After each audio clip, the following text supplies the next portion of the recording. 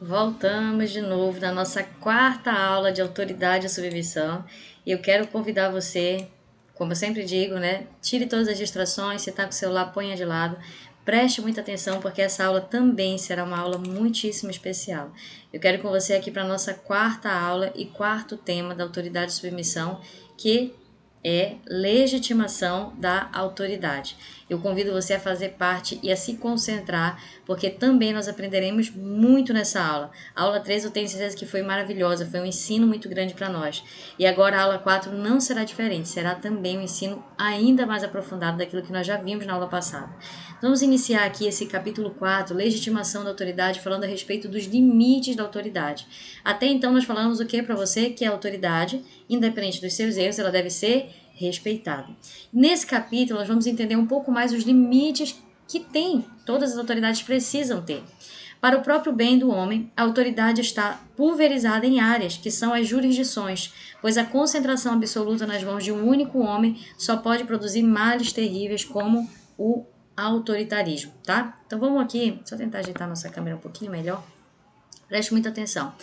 Imagine que toda a autoridade fosse concentrada apenas na mão de uma pessoa. Aí realmente nós teríamos o quê? Uma figura autoritária. É muito complicado, não seria saudável para essa pessoa, assim também como não seria saudável para o restante da sociedade. Por isso que a autoridade ela está pulverizada, né, em diversos cabeças, em diversas autoridades, em diversos segmentos diferentes. Por isso, a verdadeira autoridade deverá estar sujeita a uma autoridade superior. Entendemos que um princípio da própria autoridade é todos estarem sujeitos à autoridade. Um exemplo disso é o que está em 1 Coríntios 11:3, né, que nós já lemos, que diz no qual o esposo é o cabeça da esposa, mas ele está sujeito a Cristo. Ou seja, o esposo, mesmo sendo autoridade sobre a esposa, autoridade familiar, ele está sujeito a Cristo. Então é sempre autoridades debaixo de outras autoridades. Isso é saudável, isso é importante. Porém, quando o homem estabelece decisões contrárias à vontade de Deus, tais ordens não devem ser obedecidas, porém isso daqui é uma exceção. Eu quero assim que você preste muita atenção para esse aspecto, porque de tudo que nós falamos, nós ainda não chegamos nas exceções de obediência à autoridade.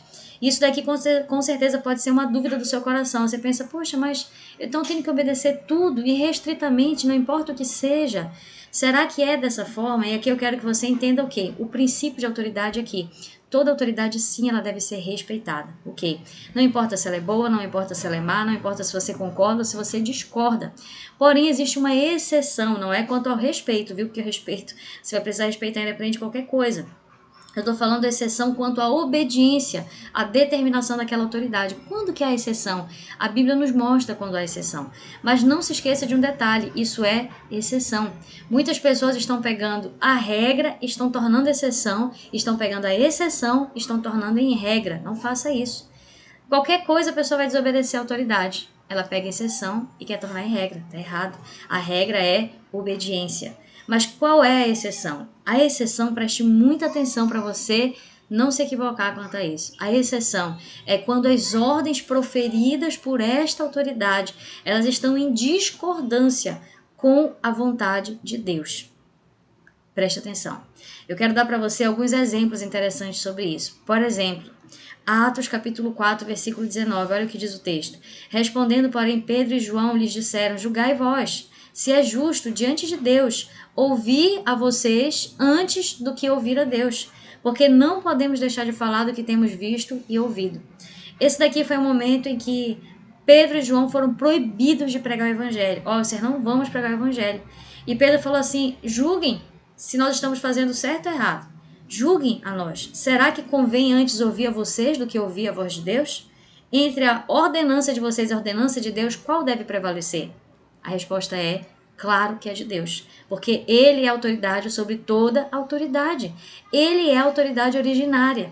Mas observe que isso daqui é uma situação excepcional. Em regra, nós temos o quê? Obediência à autoridade. Quando que não se obedece? Quando está contrário à vontade de Deus.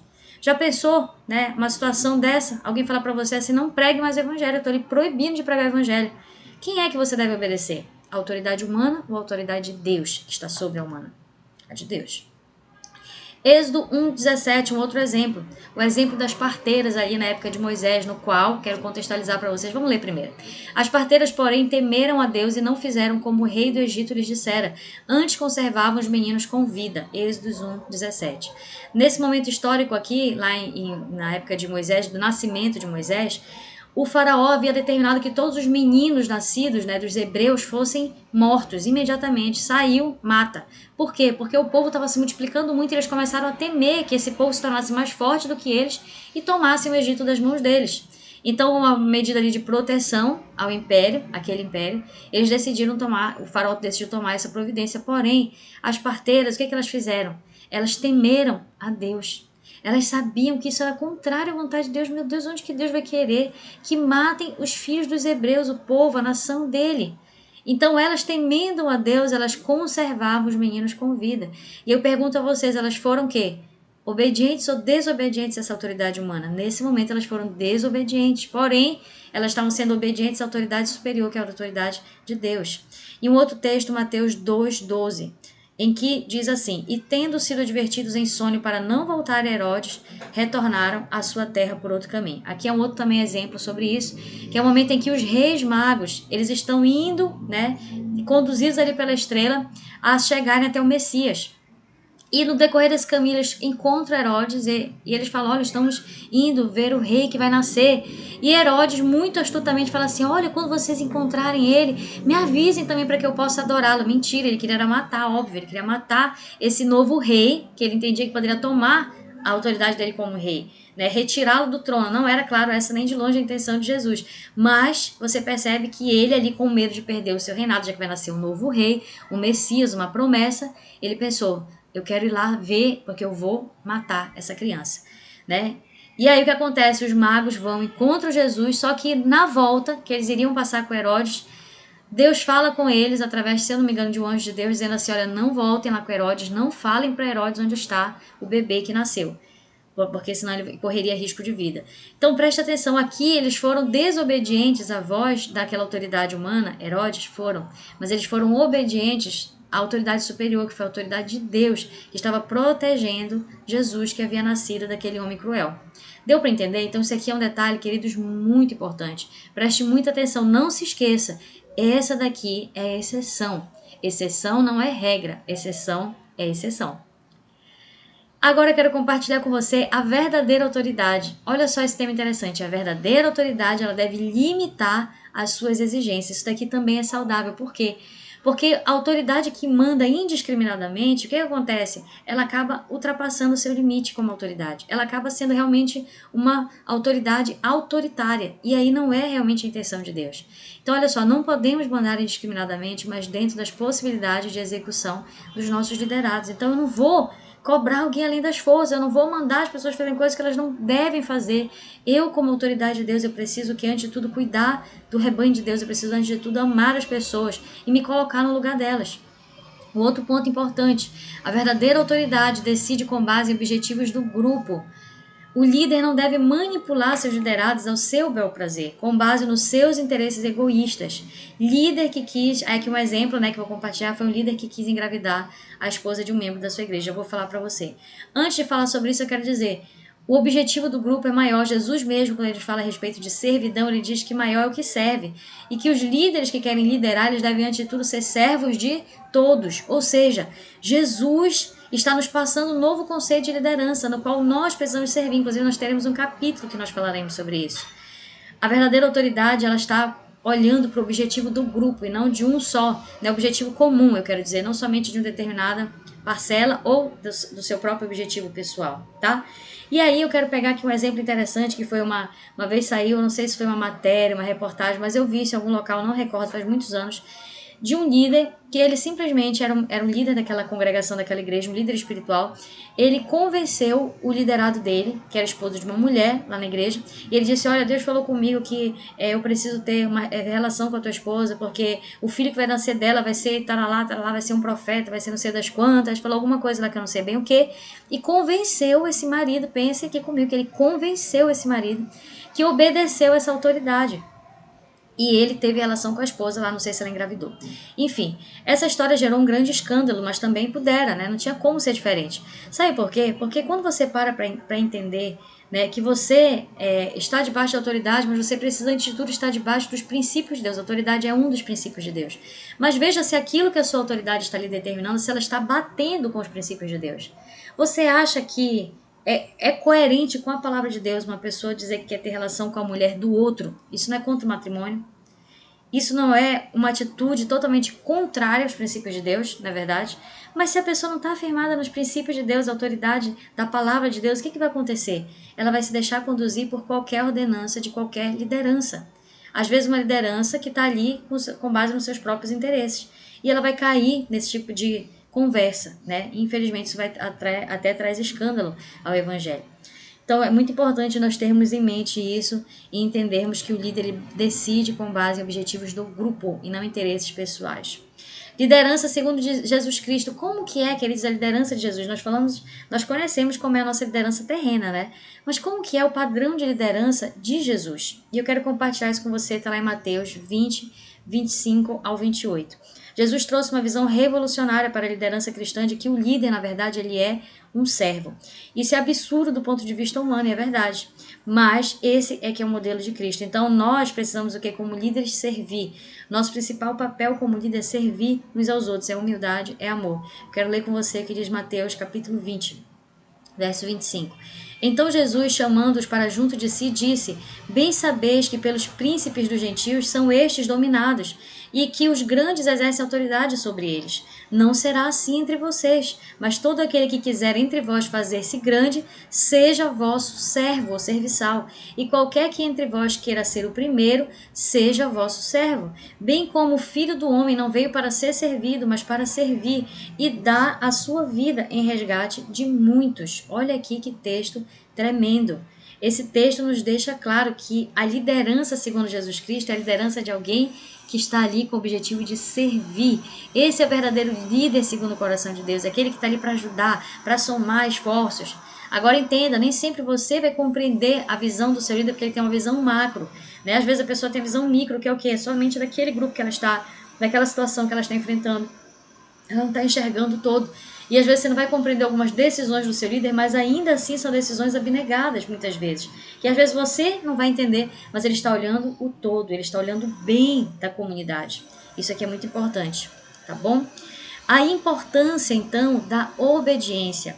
O grande problema da história de Israel foi a desobediência. Na verdade, quando nós paramos para pensar, esse aqui é o grande problema da humanidade. A desobediência está lá desde o início e isso vem se perdurando durante tempos e tempos. Isso vem trazendo inúmeras maldições para a história do homem. Se o aluno desobedece o professor, é ele que está se prejudicando. Olha só, quando o aluno desobedece o professor, não é o professor prejudicado, sobretudo, mas é ele mesmo, é o aluno. Assim também ocorre com o soldado, quando ele desobedece o comandante, o músico, quando ele desobedece o maestro. A obediência à vontade de Deus só traz benefícios a nós. Então entenda que obediência é a regra. A exceção é quando aquilo está em discordância com a vontade de Deus, que você está autorizado a desobedecer aquilo, mas para obedecer acima de tudo a vontade de Deus. Agora, pessoas que vivem debaixo de desobediência deliberada, pessoas que não analisam os princípios da palavra, que não pensam antes de agir, né, que simplesmente desobedecem mesmo e não estão nem aí, infelizmente, queridos, elas estão colhendo e elas colherão muita maldição sobre a sua vida. Por isso que nós temos uma classe inteira falando só sobre autoridade e submissão, porque muitas pessoas falham nesse aspecto. Relações diversas. Eu quero falar para vocês 2 tipos de relações que nós temos, relações humanas que nós desenvolvemos, tá, na nossa vida. Uma é as relações involuntárias, tá? Por exemplo, nascemos em um país e família que não escolhemos e mesmo assim devemos ser obedientes a essas autoridades. Então você às vezes desenvolve relações involuntárias. Você escolheu a família que você nasceu? Não, né? Você escolheu o pai e a mãe que você tem? Não. O irmão que você tem? Não. Né? As autoridades, por exemplo, nós escolhemos dentro de uma democracia essas autoridades. Essas autoridades dentro de uma democracia, todos votamos, né? A maioria pelo menos vota, mas quem vence é a maioria, de fato, é o voto da maioria. Nem todos votaram naquela mesma direção. Alguns votaram para uns, outros votaram para outros, mas se apura os votos da maioria. Também essa pode ser considerada uma escolha involuntária. Essas autoridades que estão sobre nós escolhemos, mas dessa forma democrática, tá? Que, claro, vai pegar o voto da maioria. Então, é claro que tem uma minoria aqui, que ela não escolheu, mas ela está debaixo daquela autoridade. Involuntariamente, mas ela está debaixo daquela autoridade. Agora eu quero falar para vocês a respeito de um outro tipo de autoridade, que é a autoridade em que você, um outro tipo de relação que você desenvolve com a autoridade, que é a relação voluntária. Aqui que está o grande detalhe, eu quero que você preste muita atenção. As relações involuntárias, ok, não tem como, você está debaixo dessa autoridade, ainda que você não queira. Mas a autoridade a relação que você desenvolve com a autoridade, no sentido de ser voluntária, nós vamos entender agora melhor. A exemplo que eu quero dar para você do matrimônio, um grupo de louvor ou comunidade qualquer, como a igreja. Preste atenção. Quais são os exemplos de autoridade voluntária? Aquela que você, preste atenção, voluntariamente se submete. Você não escolheu a pessoa com quem você vai casar, então você se submeteu a ter esse relacionamento e a estar debaixo de autoridade, né, de uma autoridade familiar. Outro exemplo, eu quero fazer parte da igreja A, B ou C. Você não voluntariamente nos colocou, alguém obrigou você a fazer parte dessa igreja? Não. Você voluntariamente se inseriu nessa comunidade cristã. Então, você também voluntariamente está nesta aliança. E aí, qual o grande detalhe? Por que eu estou falando de relações voluntárias e involuntárias? Porque aqui que está o grande detalhe, preste atenção. Assim, se entramos voluntariamente nesta aliança, não podemos agir contra ela e a sua liderança. Da mesma forma que entramos, podemos sair. O que não podemos fazer é desobedecer a liderança do grupo. Portanto, ou obedecemos ou saímos. No caso de autoridades involuntárias, óbvio, nós precisamos sim ser obedientes a essas autoridades. Nós nascemos, eu não escolhi meu pai, não escolhi minha mãe, não escolhi meus irmãos, não escolhi o país em que eu vivo, os governantes que estão ali não necessariamente fui eu que escolhi, mas eu estou debaixo dessas autoridades. Agora, queridos, existem autoridades que você escolhe se submeter. E se você está debaixo dessa autoridade, não desobedeça a ela. Aqui que está a grande situação. Vamos pegar um exemplo de uma igreja, que é um exemplo muito comum no nosso meio. Vamos imaginar que eu decido congregar numa igreja bastante tradicional. Sabe aquelas igrejas que não pode usar um brinco, né? Não pode passar uma maquiagem, não pode cortar o cabelo, não pode se depilar, não pode isso, não pode aquilo. Aí vamos imaginar que eu tô lá, mas eu tô lá em rebeldia, porque eu não concordo com aquilo. Quem foi que me obrigou a estar ali naquela igreja? Não é uma relação voluntária? Eu não estou ali debaixo, eu não me coloquei debaixo dessa autoridade. Se eu estou ali, eu tenho que caminhar conforme a visão daquela igreja.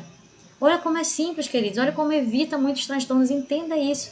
Ou seja, se eu estou ali, eu estou caminhando debaixo da visão daquela igreja, daquela liderança. Eles são autoridades sobre a minha vida. Eu voluntariamente me coloquei lá. Não faz sentido eu ficar medindo forças com essas autoridades. Não faz sentido eu ficar questionando, eu ficar querendo implementar uma outra visão, porque já existe uma visão daquela igreja local. Então tem que estar debaixo daquela autoridade. Ou então, se eu não concordo, eu preciso fazer o quê? Respeitosamente me retirar. Mas não medir forças, mas não afrontar, não desobedecer. Perceba que esse tem sido o erro de muitas pessoas. Muitas pessoas. Pessoas chegam de repente numa igreja com visão em células, né, discipulado, como a nossa igreja. E elas falam, não gosto disso, eu não concordo com aquilo, eu quero que seja desse jeito, eu quero que seja daquilo. O que você está fazendo nesse local? Ou você está ali unido como equipe, ou você voluntariamente se colocou, ninguém lhe obrigou. Ou se você não concorda, não seja aquele que vai bater de frente, aquele que vai desobedecer, porque você estará traindo maldição sobre você.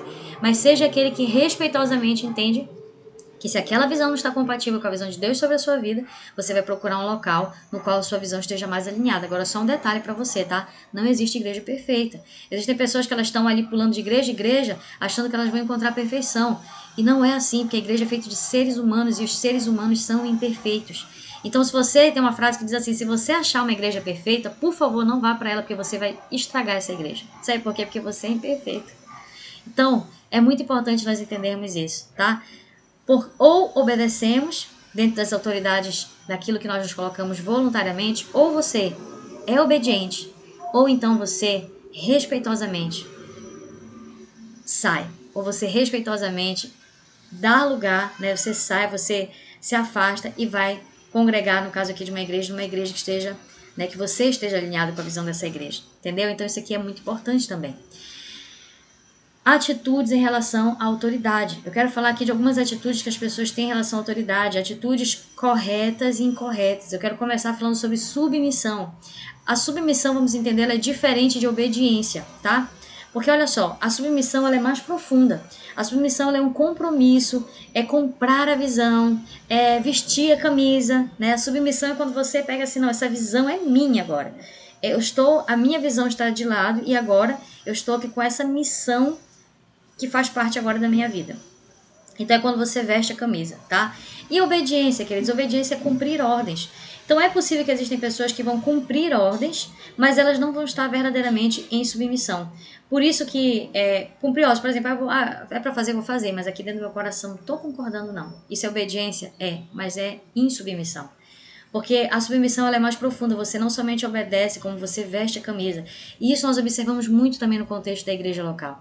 Existem pessoas que elas estão ali obedecendo porque alguém está lhe pedindo algo, mas o coração delas não está ali, não faz sentido isso. Você não está realmente sendo alinhado com a sua liderança. Isso não vai importar no crescimento do reino de Deus, você está atrapalhando o crescimento do reino de Deus, inclusive, porque você está sendo insubmisso. Então procure ser uma pessoa não somente submissa, não procure ser uma pessoa não somente obediente, mas uma pessoa submissa, tá? Porque você precisa caminhar em unidade com a sua igreja. Aí eu quero falar um outro detalhe aqui interessante, que é o problema da murmuração. A obediência ela precisa ser aprendida. O primeiro estágio é simplesmente fazer, que nós falamos, né? A pessoa faz, mesmo não concordando, ela é obediente.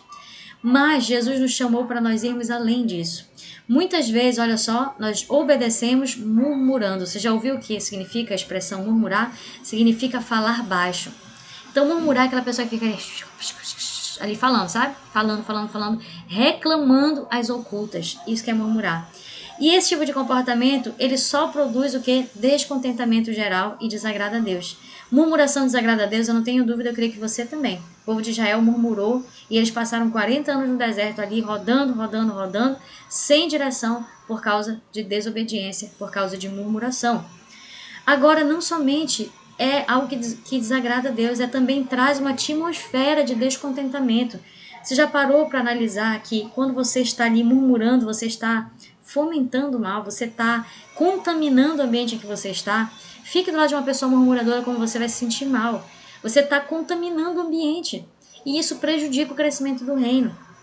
A causa da murmuração, sabe qual é? Muitas vezes é a insatisfação. Eu quero comentar isso com você. Por isso precisamos nos avaliar se essa insatisfação que nós sentimos, ela provém da nossa ignorância, porque às vezes a insatisfação que a gente está tendo, por exemplo, quanto à nossa liderança, eu estou murmurando aqui contra o meu líder. Por quê? Porque eu não concordei com isso, não concordei com aquilo, mas às vezes esse não concordar é fruto da nossa ignorância. Ignorância não é no sentido pejorativo, viu? É ignorância no sentido de falta de conhecimento daquilo que está acontecendo. Ou seja, eu não entendo o que está acontecendo e por conta de não entender, eu fico murmurando. Ou seja, isso pode ser, sim, um dos motivos da murmuração. Outro motivo é a falta de gratidão. Tem pessoas que simplesmente não sabem ser gratas. Não importa o que o líder faz, elas sempre vão ter um motivo para reclamar. Nada presta, nada tá bom. Egoísmo, porque às vezes elas queriam ser o centro, elas queriam estar fazendo. Você já viu pessoas? É muito comum isso, viu? Mais do que nós gostaríamos de ver. Existem pessoas que quando elas estão fazendo uma coisa, tá tudo lindo, maravilhoso. Elas compram, né, a visão. Mas quando não são elas o centro, quando não são elas que estão coordenando, aí elas põem dificuldade, elas põem empecilho, elas murmuram, elas criticam, porque na verdade isso é fruto de uma motivação errada do coração, um coração egoísta, um coração que acha que elas precisam ser sempre o centro, elas são as estrelinhas e elas é que precisam estar sempre cabeceando as coisas, encabeçando as coisas, falei errado, encabeçando as coisas. Mas se provém de um desejo bom, essa murmuração, então, olha só, tem duas possibilidades. Ou ela provém, né, sentimento de insatisfação mesmo, seja por causa de egoísmo, de ingratidão, de ignorância, ou tem pessoas que elas murmuram porque elas querem ver as coisas melhores. Então, às vezes, provém até de um desejo bom, só que elas não estão agindo certo mesmo assim. Por quê? Porque elas devem transformar essa murmuração em contribuição para o grupo, e nunca em reclamações, que não trazem mudança e ainda atrai a ira de Deus sobre nós, pois vem de coração desobediente como o do povo no deserto. Então, Então, mesmo que você esteja aí murmurando por um motivo bom que você entende, não estou fazendo isso porque eu quero ver a igreja mais arrumada, porque eu quero que a igreja seja mais organizada, porque eu quero que as coisas sejam feitas com excelência. Mesmo que você seja essa pessoa que está murmurando por esse motivo, entenda que mesmo assim a sua murmuração não vai auxiliar, não vai ser positivo, não vai trazer bênção sobre você e não vai mudar o ambiente que você vive. Por quê? Porque ao invés de murmurar, você pode trazer o seu incontentamento. Aliás, o seu incontentamento você pode trazer ele como que uma contribuição para aquela atmosfera. Ou seja, em vez de murmurar, você vai ser aquela pessoa que vai falar: não estou gostando aqui da limpeza da igreja, está muito bagunçada. Líder do diaconato, pastor, sei lá quem, fulano de tal, eu quero auxiliar. Então, olha só, ao invés de você murmurar, eu vou ser aquela pessoa que vai contribuir. Percebe? É totalmente diferente. Por isso, queridos, que encerrando isso daqui, a murmuração nunca é a solução. Nunca é a solução. E nós precisamos entender isso, tá bom? Então, nós encerramos aqui a nossa quarta aula. Não caia nesse erro de murmuração. Não deixe essa ferida entrar no seu coração, porque isso contamina a igreja, isso contamina a liderança, isso contamina a membresia, isso contamina até os novos que estão chegando. Isso traz uma atmosfera de morte.